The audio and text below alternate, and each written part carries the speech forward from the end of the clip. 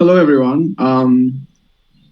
Thank you for coming. Today, we are just doing a sort of citizens roundtable as concerned citizens of Sri Lanka, given the crises happening here and the recent escalation in Rambukana, as well as the IMF talks that have been going through.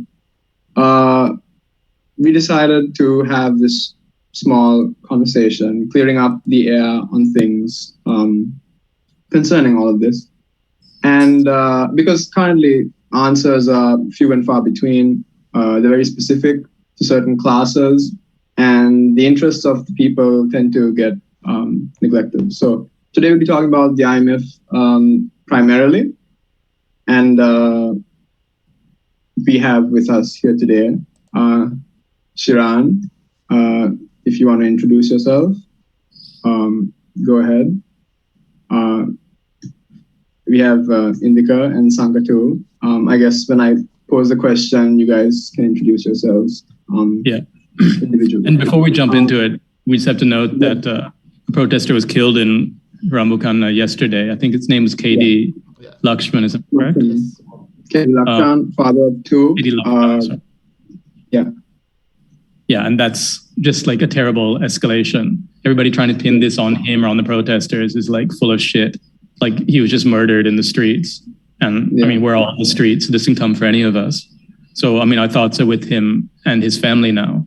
And at the same time, I should apologize for this being a testicle festival. It's all dudes. We were originally planning to have two people from the liberation movement, Megara and Lakmali, but they're organizing a protest, or I think they're actually at a protest against this escalating violence right now. But we'll try to have a gender balance in this going forward. Definitely. So just to kick things off, let's pose the biggest question on everybody's mind. The IMF. Of course, that question has been settled for most people who just automatically assume that nothing, too detrimental will come of this. And for the people who do admit that this might have negative consequences, they brush it off as unnecessary suffering, when it's usually those very people who've suffered the least from this kind of thing. So what is the IMF, first of all? If any of y'all could give us like a brief definition or even how people might misinterpret it so far. What is it? Let me just take that in that so my friend Daniel Alphonsus, who I don't agree with on this, he wrote something in the Daily FT about like sort of what an IMF program would be. So rather than beat up on a straw man, I'll just quote a bit from that. So he said, he said the same themes keep popping up over the decades. So one is removing price controls, especially in energy and agricultural markets. And the goal of this is to reduce shortages and encourage production. Now, of course, when you remove price controls, as you see with like energy right now, then, people's daily livelihoods are affected. So maybe an economist on paper gets an efficient looking market, but, someone who needs to fill up their demo bata is pretty fucked. Should I editorialize on this and just read them? I'll just read them first. So the other thing is to permit exchange rate depreciation, which is already happening, which again also has consequences. The other thing is trade liberalization, so eliminating import controls, simplifying tariffs. State-owned enterprise reform, which essentially means privatization. Reducing public expenditure, and reducing civil service headcounts, which in the middle of a crisis means a lot of people losing jobs. And then replacing subsidies and in-kind transfers with cash and targeted transfers, because those are supposed to be more efficient in every case, regardless of context. And finally, revenue measures. So that's increasing taxes, improving tax administration, like tax stuff. So what Daniel says is this time around, and Daniel worked with the finance ministry under Mangala in the last government. He said, this time around, this is the same stuff that should happen, but in the reverse order, doing the harder stuff first. So I think we can take that as a sort of rough definition of what the IMF does. Right. Shiran, do you want to elaborate on what the IMF has been historically for developing nations like us? Well, we've been to the IMF like 16 times, so this is going to be number 17 if it goes through. A lot of what economists say is that the reforms are not popular, right? Which is like, to me, it's usually just it's code, right? To say it's not popular means you cannot get democratic consent to do them. You have to power through them some way or somehow. They'll never say this out loud, but historically, it's never been possible to carry out the reforms that Indy just quoted from Daniel's paper without some sort of violence. And I think we've seen that, like the years after 1977 until about 94, 2005 was some of the most brutally violent years in Sri Lankan history. Um, Privatization in Sri Lanka, it was not possible without massive union busting, right? It wasn't removing price controls, devaluing the currency, the inflation that came with that, which triggered like two youth insurrections, one in the north, one in the south. So there are all these like very real consequences that are usually pegged as externalities. It's blamed on non-economic factors, but I mean, the way I see things, I think there's an economic factor underlying anything that happens in society, right? People don't just react based on ideas in their head. There has to be some sort of material incentive. So just like flagging that the amount of violence and instability that gets unleashed when you try to undergo an IMF program. And of course, most of Sri Lanka's IMF programs have not been completed. I really doubt that this one would be completed either, unless there is an incredibly violent or repressive state that can power through the reforms. I really don't think this one would be completed either. Then, of course, there's a whole debate about whether these are the reforms that Sri Lanka needs. I think we would all agree that Sri Lanka does need some reforms, including on revenue, including on SOEs. The stuff about price controls and the exchange rate, I have some different ideas. I guess we can discuss them going forward. Maybe Sanka, do you have anything to add at this point? Um, you actually, you and Indy covered most of it, which I would have liked to see a focus on. But one more thing is that my observation generally right now is that a lot of people are actually taking IMF for granted as like a biblical text that you actually have no other choice. You just have to. This is what you have to do. There's no other way, and there's no other way to think. And most of these people who actually want the rest of the population to see IMF as God's spoken word, literal word, are people who are not affected by it. One, secondly, they are also a little bit complicit in the same pseudo economist theories that actually got us into this mess, and their job is to call everyone else is pseudo, but then they themselves are the representation of the economic practices that got us in. And the popular argument against privatization and kicking people off of their jobs is to say, these people have jobs, but their jobs were part of the contributing factor. Of course, sometimes on inefficient SOEs, state-owned enterprises, you have a bigger burden coming to the national budget in one way or another, but then they are not the structural issue. The structural issue is the consumer behavior of this country. The structural issue is who actually get the privileges at the expense of everyone else.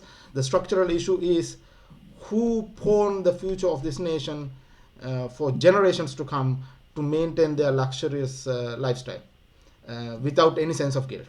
And this same class and group now actually want the rest of the population to swallow the IMF pill, the bitter pill they call it, because simply they can, so that they can actually continue to live the life they are used to. For example, in my home in Sri Lanka, whenever I am there, I get an electricity bill between 60 and 80,000.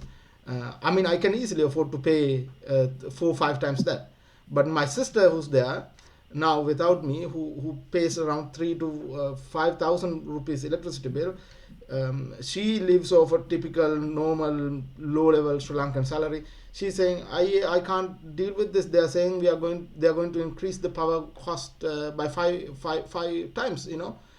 So she can't actually afford to have any light bulbs. She just put 2 light bulbs in the entire house every day at night. And so the group actually who push IMF, who want us to accept IMF as literal word of God, are the people who are least affected by it. And it is the job of people in the country to actually ask the right questions. Is this the only pill that there is? Are there no other medicine? One, secondly, how to actually make whatever reforms coming, whether we like it or not, there are reforms coming in whatever form they might come. How to actually minimize and make a more equitable distribution of wealth, and use this crisis as the opportunity to come out of this nightmare we are in. So yeah. Yeah. So I just like to add 2 points to that. So what Shiran was saying was that, and everybody who even supports the IMF says these are usually unpopular measures. But the assumption behind that is that, you know, the poor people and the ordinary people who these measures are unpopular with, the assumption is that these people are just dumb. And that you need like smarter economists to come in and just like give them their medicine. And I've even heard economists refer to it almost as punishment. Like you have to like train and like discipline like the population to be like live within their means and stuff. And so that's sort of the toxic sort of colonial attitude behind this. And the truth is, within their own countries, they don't do this. Like since the Great Depression, this is not how you would respond to any crisis. They would generally spend their way out of their own problems, and they have their own structural problems in their economy. And also, you know, as you go through like what the IMF prescriptions are, to be honest, a lot of them are like incomprehensible. And as Daniel said, these are the same measures they've taken multiple times before. They're not, so like, why are they being applied to this particular crisis at this particular time? It's the same medicine no matter what you do. And accepting this as some magic solution requires rejecting the evidence of your own eyes. For example, like we have a power cut right now. So even my children understand that like this is because we don't have oil to put in the fucking generators, the national generators, which we call power plants. And that's why we don't have fuel right now. So even my children would understand that the logical thing would be, hey, maybe we need to build power plants to produce energy. And given that we're importing oil, maybe that needs to be based on resources we have, like solar or wind, or even improving hydro. But that sort of logical solution, which a child could understand, is instead replaced with like interest rates or depreciating the currency, or all this like obscure economic like magic shit that only economists can understand, and that the poor dumb people who might think about this logically are just too stupid and they need to be bludgeoned into. Yeah, same thing with like fuel prices and so on. Like as Sanka was saying, like why is my energy price, like, you know, what we're doing now is very blunt cuts where we cut the power for everybody, but then all the rich people turn back on their ACs and stuff as soon as it comes up. Like the electricity bill for someone like me or Sanka should be astronomical, but for someone like his sister, it should stay the same. And there's no sense. So like an IMF thing has nothing to say about that. It has nothing to say about reality. It's just the idea that like we've got the settings on capitalism wrong. And I think that's just both economically and just on the street ignorant. Yeah, just to add one concluding remark to this question, Rayhaan. A lot of people, like in this head, they think economy or economic science or in Sri Lanka, generally, all the important topics, they are the topics of a privileged, educated few who actually think they have a birthright to rule the rest of the population. So, likewise, in this crisis also, economic solutions are discussed as if the normal people actually have no role in deciding what they are. The normal people actually have no understanding or capability or intellectuality to develop solutions that the country needs. But the examples we see from across the world is the only successful economic policies or recovery or restructuring campaigns, projects, whatever you call it, are the ones that are developed in consultation of the people, the ones that actually have a meaningful participation of the people in deciding what they are and in implementing what they are. You know, because this top-down approach of some rich dude actually traveling on a Mercedes S600 in Colombo, either by public taxpayers' money or looted rich money, whatever, telling others, okay, now we have to actually cut cut one meal out of the two meals that most of these poor people are eating, so I can actually keep pumping petrol to my car. That's ridiculous. This is like Indica said, this is a completely colonial bullshit attitude. And one thing we need to do if we want to come out of this crisis is to actually smash the shit out of this bullshit. Right. Well, all of you mentioned something that's actually very important. It leads into my next question, which is now that we are going to the IMF, we know that an intervention will happen. We know talks are happening and will conclude soon.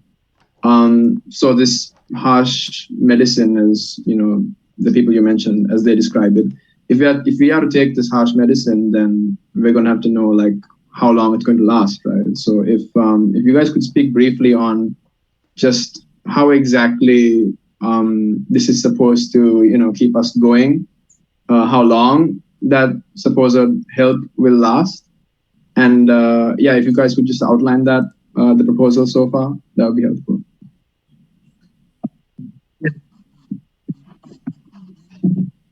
Actually confuse the extent to which the IMF is presented as a solution or even a short-term solution, right? Because given Sri Lanka's quotas at the IMF, so every country that's a member of the IMF has a quota which they can receive.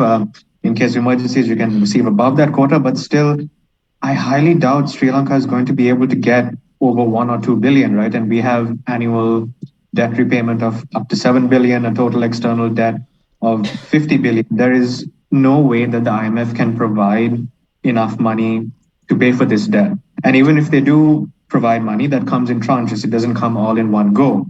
So what the economists say is that, okay, you go to the IMF and you agree to this structural adjustment, and supposedly that will inspire international capital markets. So 47% of our debt is from international capital markets. They're on variable interest rates. So that means whenever the US decides to, jack up the interest rate, the debt repayments for developing countries like us go through the roof. And this is somehow presented as a sustainable solution that we're supposed to go through austerity, which even many of them would admit is going to slow down growth. It's going to slow down, it's going to reduce the size of your economy, and especially in relation to the amount of debt that you have. So they say, go to the IMF, do austerity, and then borrow from international capital markets.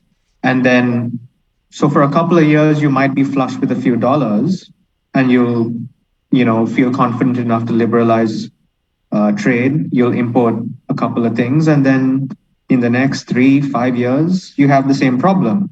No economist I've seen has actually provided a growth strategy out of this, like an industrial policy, because that's the only way out for a developing country. Like, we have a trade deficit. We don't manufacture anything. There is no way to get over the debt crisis unless we grow out of it, unless we produce our way out of it. And the IMF doesn't have a solution for this. Our economists don't have a solution for this. So I'm just really confused why we're trying to lull the population into a sense of complacency as if the IMF is going to solve anything. Just tinkering around with the interest rates and the tax structures, that's all good and well, maybe in the short term, but there is no long-term strategy as far as I can see. And I think there's some like major mathematical problems with the way the IMF thing is structured. So they talk about depreciating the currency, right? And then increasing, let's say, tax revenue. But you're increasing it off a lower base. But if you depreciate the currency, then suddenly your foreign denominated loans like cost more to service. So that's like just a mathematical problem. And then they talk about increasing imports and liberalizing imports. But then you're spending more of the precious dollars you have on imports. And there's this, so they do a lot of stuff to say increase the amount of rupees we have, but that's kind of not the problem, right? We have a problem with Forex. So there's no industrial policy to say, okay, this is how we're going to invest to earn the dollars to pay off these loans. It's just like, look, every family at some point, or every poor family knows that sometimes they have to go to a pawn shop, right? And the IMF is just a pawn shop for poor countries. You go and pawn your SOEs, and then you go and pawn your family. Actually, they take a lot out of you. But like no poor family is thinking the pawn shop is going to save them. And yet the comprador economists in Sri Lanka have somehow gotten this illusion that like the global pawn shop is like our best friend. Actually, also add to what Shiran and Indica said, Rayhaan, I also want to say Greek bankruptcy, they went to IMF, they went to the EU, and the same set of solutions were put on Greece. And the result was the Greek economy shrank. So literally everywhere where there were countries with crisis similar to Sri Lanka, and they go to IMF, instead of expanding the economy, expanding their way out of the crisis, what they end up doing is shrinking it and allocating whatever remaining last precious resources to maintain a so-called upper middle class, because they think supporting upper middle class is the way to country, the only way for a country to stabilize the economy and create a foundation for future economic growth.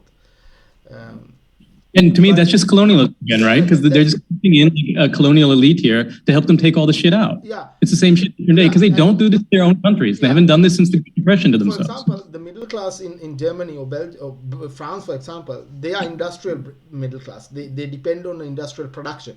But in countries like Sri Lanka, where all similar to all former colonial nations, the middle class is service oriented, and their lifestyle and their social status and their income depends on foreign imports. So if we actually, for example, take the consequences for health and education in the upcoming bitter IMF bill, let's say, would be privatization. What would that mean? That means poor people not being able to buy the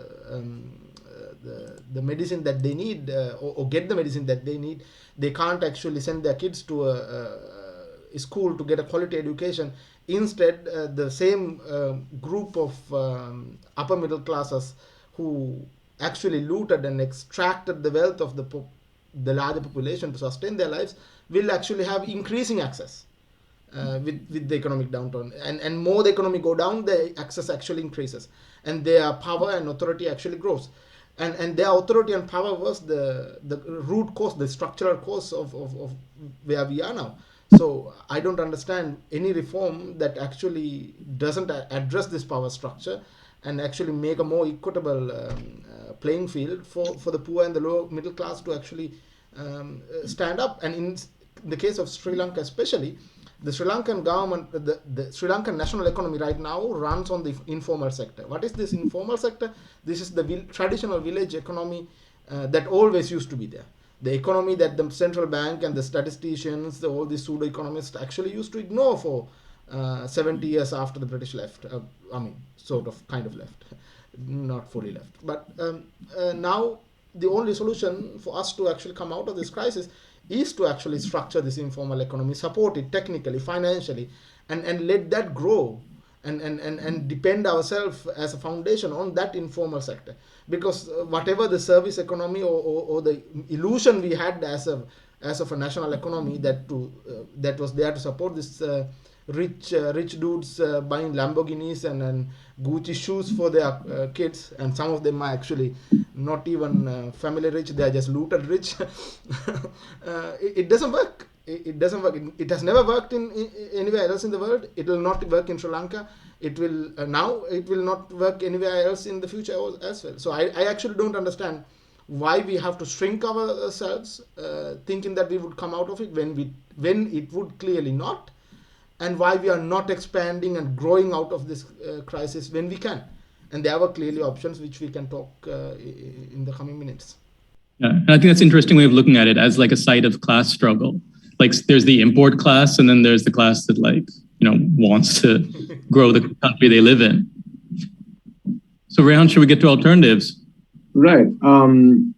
You guys actually mentioned a few interesting points there that I want to touch on. So obviously, if the question is, the IMF is something that it can't be trusted, then we need to look at alternatives. And there's been plenty of discourse, in the public about, potential alternatives, if there even is one. So now that we've discussed, what the IMF is and, what really they're going to be doing here once they get involved, what were the alternatives? What are the alternatives? What could we have done differently? And what do we still have the opportunity to sort of push things in our favor should the IMF sort of steer things away?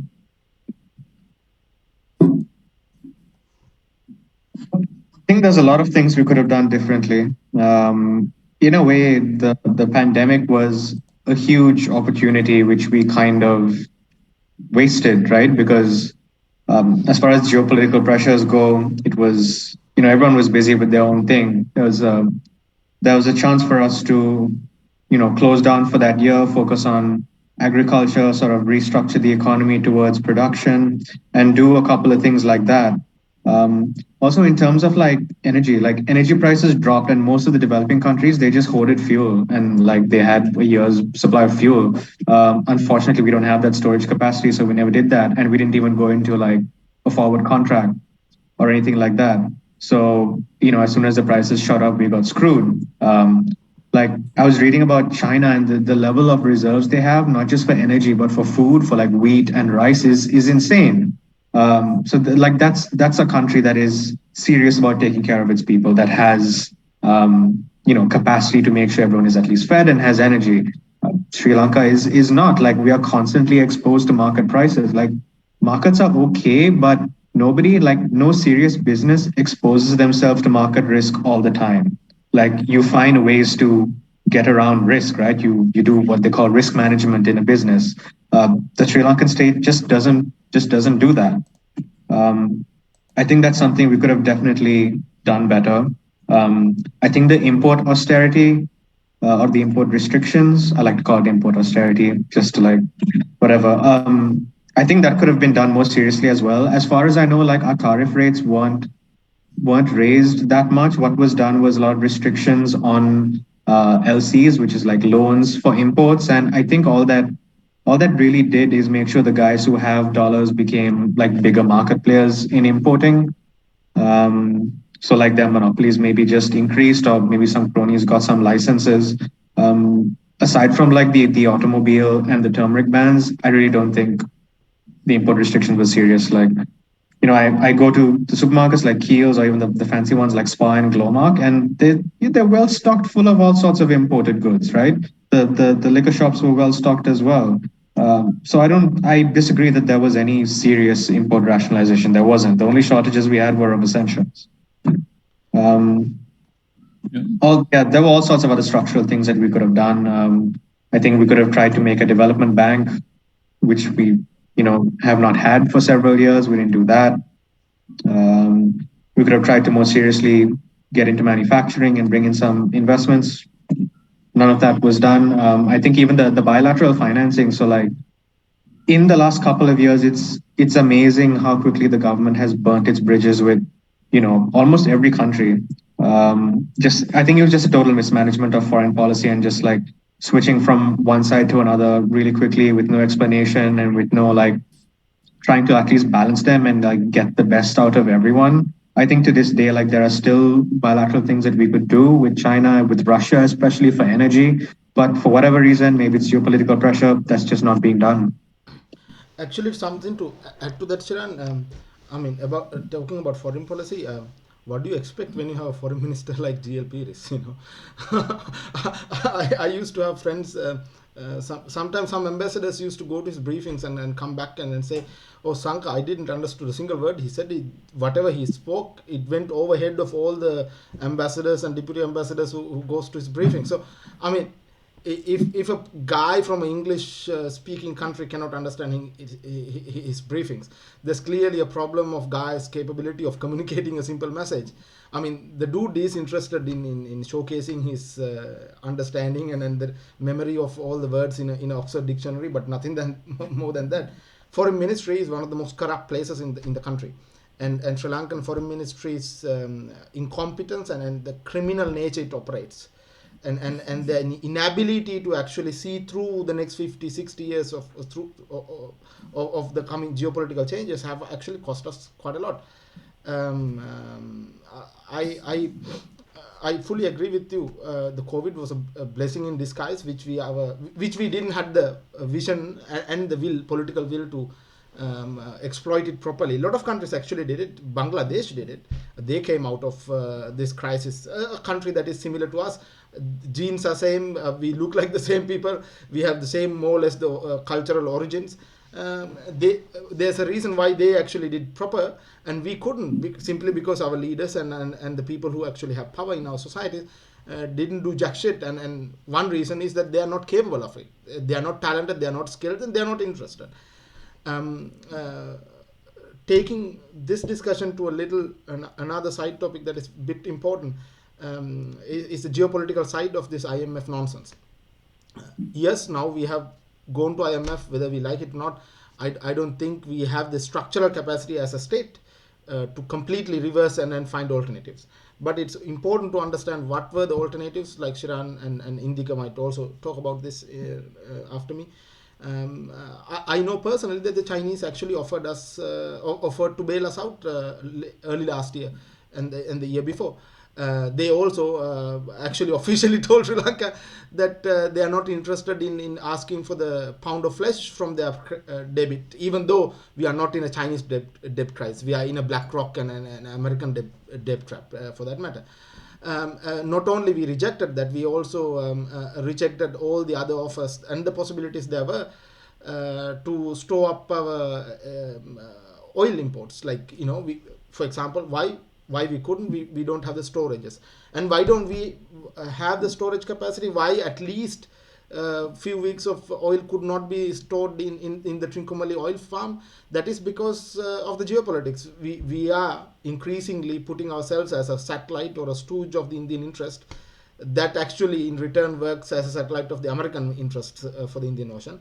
And IMF thing will actually strengthen this direction. It will not give us any other opportunity or window for us to actually break free. One of the major repercussions of this entire crisis is not just the economic part, where the crisis of our foreign policy. The world was anyway changing for a while. The Western camp was going down slowly. The COVID actually speeded up. COVID is something that no one actually expected, but when it come, people like me, you all actually understood the geopolitical consequences. And instead of using that opportunity to stand with Asia, build bridges with our Eastern Asian partners, which we actually have cultural and economic and political links going as far back as 2000 years, all these countries became Buddhist after Sri Lanka. So they looked up to Sri Lanka as a kind of a cultural leader. And then we, instead of taking up that role and then building bridges and then strengthening trade relationships with them, we are still depending on Europe and US, which is a political camp that is going downhill. So I don't understand why we didn't actually use the opportunity to break free from this colonial shackle as much as possible and find new partners, stand with the camp that is going to survive this entire period of uncertainty. And when with this crisis, by rejecting the Chinese offer, what we essentially did was we rejected the opportunity to have an Asian bailout for Sri Lanka. It was a completely a practical, doable thing that was right in front of our eyes, and grow out of it as a regional supplier of industrial goods. It could be high-tech industrial goods, it could be artificial intelligence, it could be software, whatever industry it could be. We could have actually be a valuable partner of the local supply chain for both South Asia and East Asia. Instead, we just went on, and we wasted the opportunity and use it to allow crony criminal friends of the Rajapaksas to earn a buck. The sugar scam, the garlic scam, all sorts of scam. What they did actually was, by import restrictions, was to allow their friends and crony criminals, the white collar criminals, to gain a monopoly. They did the same. There are accusations against Dhammika Pereira between 2005 and 2015 period. How he actually gained monopoly on the aluminium industry. How he actually gained monopoly of several other sectors. Actually, he have near monopoly on other financial sectors as well. So instead of growing out of it, instead of using the opportunity to push Sri Lanka to the next phase and to decolonize our economy, decolonize our political structure, what we did waste that opportunity was to allow criminal friends of the ruling class to get rich themselves. And this is a huge mystery to me, why actually they do it. Some say maybe the Americans have dirt on Basil and the cronies, the criminals, the criminal gang. It could be. I personally know that before the presidential election, Basil met the American ambassador to guarantee that they will not harm the American interest, because the people were so much against the MECC, the SOFA, and the AXA. So what we are essentially doing in geopolitical terms, to wrap up what I want to say about this, that we are strengthening and putting concrete over our trap, the trap that we are in and trap that we are falling into in the Indian Ocean, in allowing our airspace, our territory, our seas, our economy to be militarized as a service provider to the American and Indian military interest in the Indian Ocean. This is very dangerous, and this will also not get us out of the economic crisis as well. So I don't know what the point of it anyway. Yeah. So I agree that like the geopolitics actually rides over everything. The IMF is not really an international institution. It's always headed by a European, just as the World Bank is always headed by an American. It's part of those interests. You can't like discuss it in isolation. In terms of like alternatives to the IMF and getting out of it, like I think it's two things, which are both matters of strategy.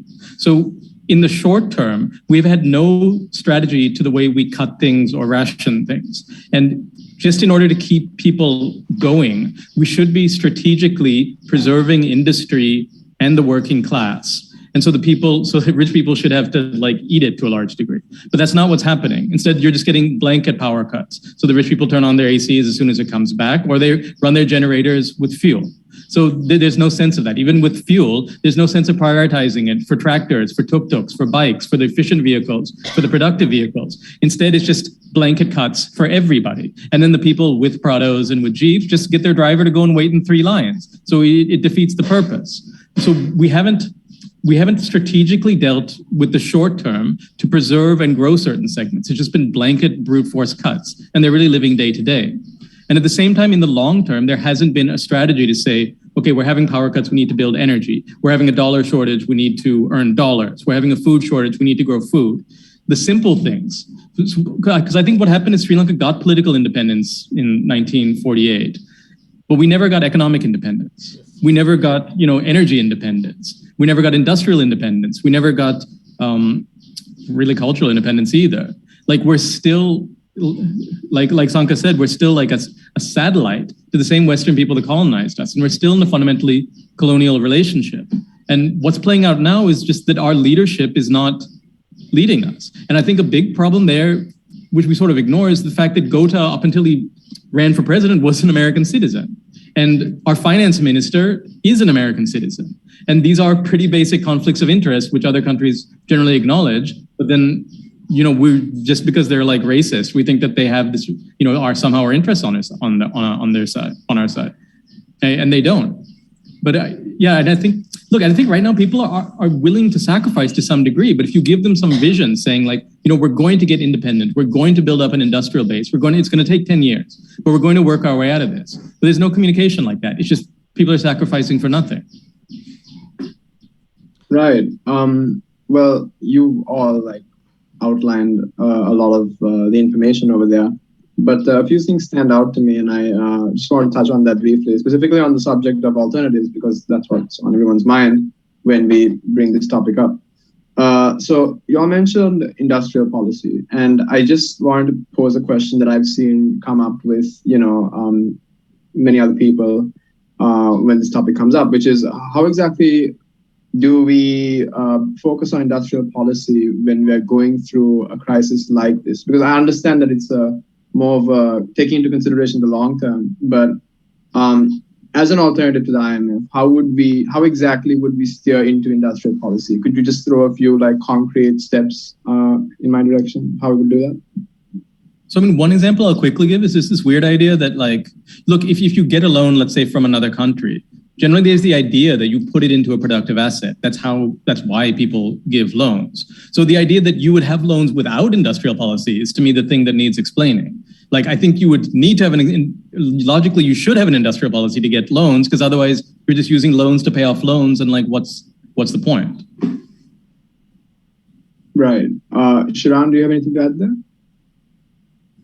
There are probably specific sectors that we should focus in the short, medium, and long term. Clearly, energy is a problem. I think the current situation has made energy is a big problem, but I think energy has been a big problem from Sri Lanka since basically the 1940s. Throughout the 50s and 60s, they were trying to build hydropower. There was a lot of opposition to coal, and we got coal very late. We don't have enough renewable. We don't even talk about nuclear power in Sri Lanka, right? India, Bangladesh, Pakistan, they're all working with nuclear power, and there are a lot of countries that would actually invest if we were interested. Bangladesh has one from Russia. China does a lot of nuclear power investments. So those are things that we can look at, like attracting investments like that, and you probably have to go into some sort of like partnership. Um, but like in terms of short term, like maybe we can't set up a manufacturing plant in the next 3 years, but there are things that we can do in agriculture. For example, I've done a little bit of research about aquaculture, like farmed shrimp, which is hugely lucrative, and a lot of countries have done that. Like Vietnam did this before they got really big into manufacturing. They were doing this, and they got a lot of foreign currency. The growth potential is huge, and even in Sri Lanka, like in 2021, our shrimp production from aquaculture doubled, which no one like talks about. So like there's like a whole basket of things, right? Like you don't focus on just one thing, but you focus on like a couple of things for like your short-term cash flow and then like the long term. So like for short term, like things like spices and aquaculture can bring in a little bit of foreign currency. Medium term, we need energy. Like if Sri Lanka, considering our location, if we were engaged in like trade of oil and gas, which is what Singapore does, we could make a lot more income. Then long term, like, we definitely need to look at like high technology, like biotechnology, nanotechnology, things that are coming up in the world in the next business cycle. So yeah, I mean, I also like kind of get annoyed when this is asked, because this is what every economist should be like working for. Like, no one economist is going to come up with the industrial plan, right? I mean, why are we spending so much of public money like pumping out, guys with economics degrees if they can't put their heads together and like come up with something? Like, it's not a job for like one economist or like, four guys on a Zoom call. This is like a national like policy. It needs a ton of research. Like, we need data. We need to work with the Department of Census and Statistics to get all the data. So you need to run yeah. experiments, right? Like, so in China, they just had like a lot of people trying different things, and then they seized on like what worked. I think from the top, what you need is just to look, when you talk to people, when we're talking about like the audience on Twitter, right, which is like English speaking, like economist types, just the idea that Sri Lanka can do something or build something is considered impossible. And you're considered like stupid for even suggesting such a thing. Like, no, we can't. And yet we talk about the world as being, industrialized and unindustrialized. And yet why should we not be talking about industrialization?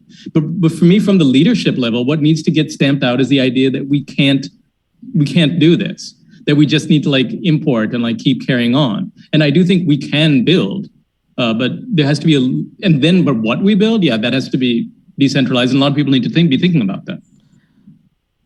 Yeah, it's ridiculous. I mean, you come up with like some arguments like, Sri Lanka has a small market, which of course, if you compare to like China, sure, we have a small market, but then, if our market was so small, why do all the embassies get into a fit whenever we put import restrictions?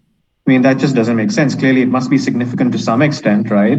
If there is geopolitical pressure when we put up an import restriction, maybe our market is not that small. I mean, for automobiles, we're one of the biggest markets for India, actually.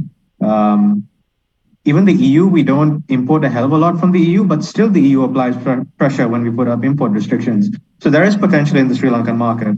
But then, you always get the reductio ad absurdum thing. Like when you say you should do home market stuff, they assume that you mean like 100% self-sufficiency. I'm not saying that. There are certain things that you do, and there are some things that should be export oriented. Interesting. To add one sentence to that, Rayhaan, Yeah. before you move on, one of the reasons why I think Indica is why these economists are unable to actually develop a policy is because they're complicit. Our entire the purpose of educating people in Sri Lanka, historically, even now, is to actually provide a technical justification or a technical administration for the extractivist economic model we have. So if you are an economist, your job is to actually justify and support with whatever nonsense theories that you copy paste from a book published by Cambridge Oxford University Press, to drive this import oriented model, the service oriented middle class. Their job is not to actually industrialize, because they have been educated not to do that. The same with I used to try to study to become an engineer, and most of the engineers, they're brilliant. Sri Lankan engineers are one of the best diagnostic specialists in the world on whatever field they study.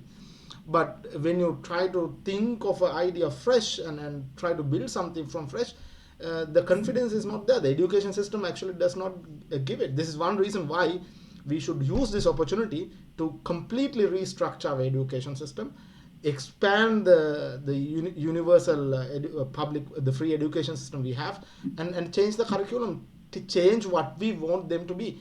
Right now, what we are doing, we create an educated class that actually serves the interest of the same group of people who have looted this country. During the colonialism as compradors directly as like puppets or agents, now as a distant middleman. It doesn't work. People actually think that, okay, putting educated people into the parliament would fix this, but not. Look at Suresh Raghavan. He's an educated guy. He just, with all his education, he just decided that crossing over to the Rajapakshas at this juncture is the best political decision to do. So education actually doesn't guarantee a good understanding and a vision and an ability, capacity to see this. This is the same reason why our economists have failed. We are in this situation because of our economists. Yeah. And second, and there's no short-term economic technocratic fix for this. Yes. It's a long-term problem, so it requires long-term solutions. Yes, that has short-term relief, but I think you also have to communicate to people that this is a long-term vision, and it's going to be hard. And I think people can work around that. But to be honest, what people are communicating now about the IMF is just don't worry, just go there, they'll fix it. Yes. And I'm saying that's not true. You can have the IMF as part of your economic plan. You can use them in some way. But the idea that they're going to solve this problem and don't worry, you can put your AC back on and drive your imported car and get your imported cheese, that's a pipe dream, and that's a lie. And that's people. And for example, to tell you one example, I saw a news item in Sinhala, in one of the Sinhala newspapers, clip that I saw on Facebook. The World Bank is giving $900 million for agriculture-related things, and they are going to use this money partly to import seeds.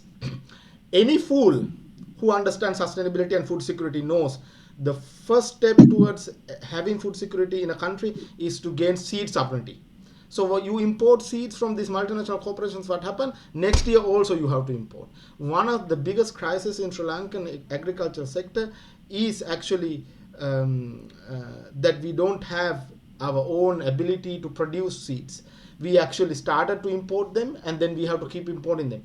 So using at this juncture whatever foreign currency we get to go further down into that trap shows that even the bureaucrats, whatever the number of PhD holders you have in the agriculture minister, they are clueless. They don't have a vision. The politician don't have a vision. The bureaucracy doesn't have a vision. And secondly, the people also doesn't really understand these topics because we don't actually politically educate our population. And this is a major issue. The same with energy. No fool who have power, either the bureaucracy or the politicians, understand you need to have an equitable rationalization of fuel when you increase the price. What is the justification of a person who eats 2 meals a day spending 50% of his income on bloody increase of fuel to drive his motor bicycle to drop his kid, and Dhammika Pereira not even feeling the fuel price hike? What is the justification? It shows that we are still clueless. We are just going in blind, thinking that IMF will fix. IMF is not going to fix jack shit. Yeah, and I think when you talk about alternatives, you need to talk about that. Sometimes it's treated like the IMF is going to save everything. Why don't you want that? Those are not the alternatives we're talking about.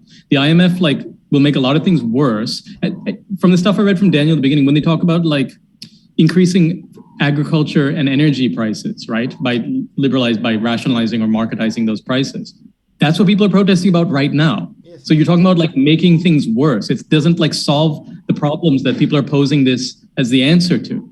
So the truth is we have a bunch of bad choices. And the most strategic thing would be to play what's happening in terms of the international shift in power, the geopolitical shift that Sanka was talking about, where we are sort of entering an Asian century, whereas we're trying to somehow hitch our wagon to the imploding colonialism. So that would be a move that we could make. But of course, these guys can't make a move in any direction because they honestly are American. So that's the problem we find ourselves in. And look, and if you want to talk about a conclusion to this, all the stuff we're talking about requires leadership. And that's what people are on the streets protesting about. And they're right that this leadership is no good. But it's not clear that we have another leadership to replace it. Sajid is also just, pro IMF, pro the UNP is the capitalist colonialist party traditionally. So honestly, I think we're actually pretty screwed for a while, to be honest. Yeah. And I think this is just like the first of like many crises that we're sailing into. Because the thing is, we act like changing our monetary policy is going to do anything. We don't control our own monetary policy. If rates go up in the US, that's what screws us up here. Nobody gives a shit about like if it's 25% or like 2% here. It's like nothing. But so global capital is only going to get tighter, and then some sort of global crash is coming. So unless we get independent, we are going to starve. So we're not getting back on that boat. That boat is sinking.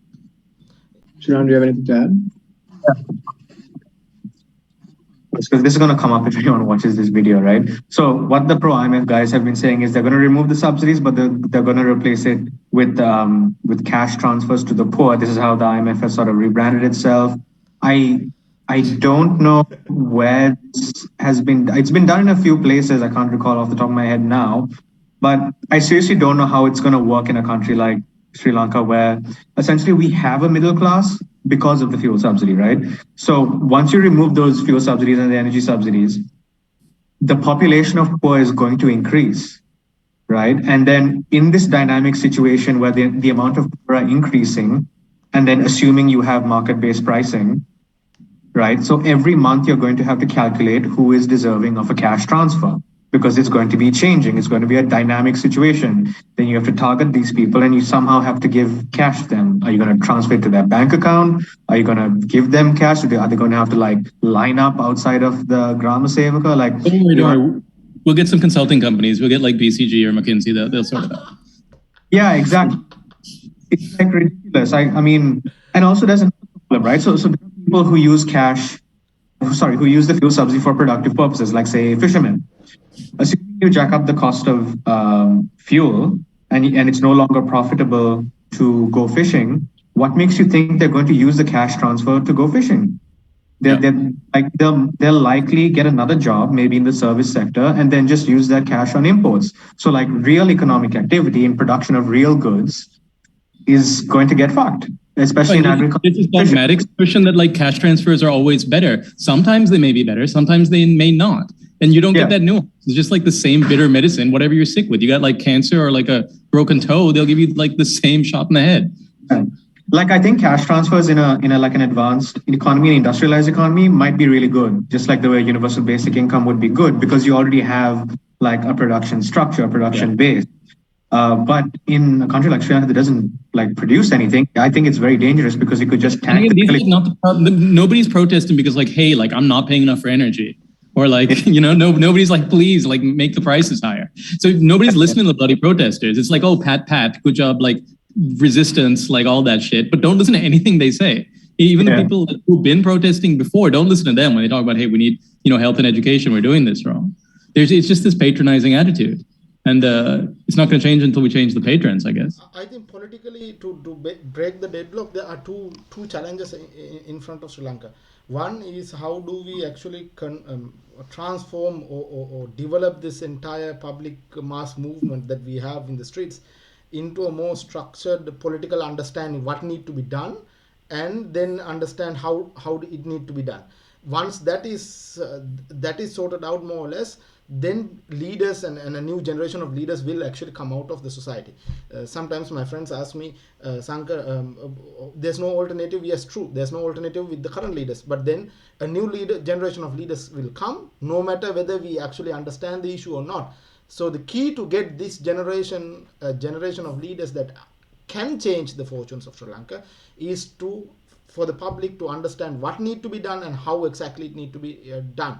And second challenge is the group of pseudo economists and wannabe toy idiots who actually think their job is entirely to repeat whatever they read in their university life in some American or British university as the solution. I mean, this is a major. No, the funny thing is universities have kind of advanced beyond this. Like the economists they're talking, it's like they read The Economist. It's not even like that they studied economics. Yeah, true. They watch CNN too much or read Wall Street Journal. Yeah, like it's very superficial level stuff. Yeah, and so this entire group actually that they think they have a birthright to actually dictate what need to be done, and because they have a birthright to rule, they don't even understand the country. They don't understand right now one of the best short-term solutions is to ask people to grow in their gardens. We did actually the same thing in 2008 when we were almost facing a starvation and a food crisis, and we came out of it because the government through the agricultural officers and the Gram Niladhari gave seeds to people and some fertilizer, and then promoted it as a national campaign. And we can do this. I'm telling people for 2 years, start growing, because you will actually get into a food crisis. And now people at least try to see the merit of it, but without a national public intervention, nothing will happen. Yeah, there's exactly that. They have a lot of community gardens and growing stuff in home gardens and things like that. It's not as far fetched as some people think it is. Yeah. And my sister actually works like night shifts and day shifts. She doesn't have any time, but then she still managed to grow a home garden in around 10 per slot just for the home garden. I mean, not everyone have that space, but then still in villages, you have the space to actually do it. You don't even need the space to do it. You can actually, instead of putting some imported flower pot, you can actually put a chili pot, and gain some benefit from it. So this is a major problem. I've actually started growing some stuff here. But so I think we'll close this out soon. But we're also trying to grow something here in these conversations. So I think we'll repeat this every week if anyone can hang out with us for that long. Because we do need like different sort of economic thinking. So this is sort of a step towards that. Yes. Definitely. And just to wrap up, right? You guys touched on many things, many important points, and we'll elaborate on those in future conversations. So yeah, I guess we'll wrap it up then. Hopefully we can have this again next week. Thank you everyone so much for sharing your insight economically and geopolitically. Hopefully this clears up a lot of questions people have been having. So yeah. Thank you, Rayhaan. See you guys.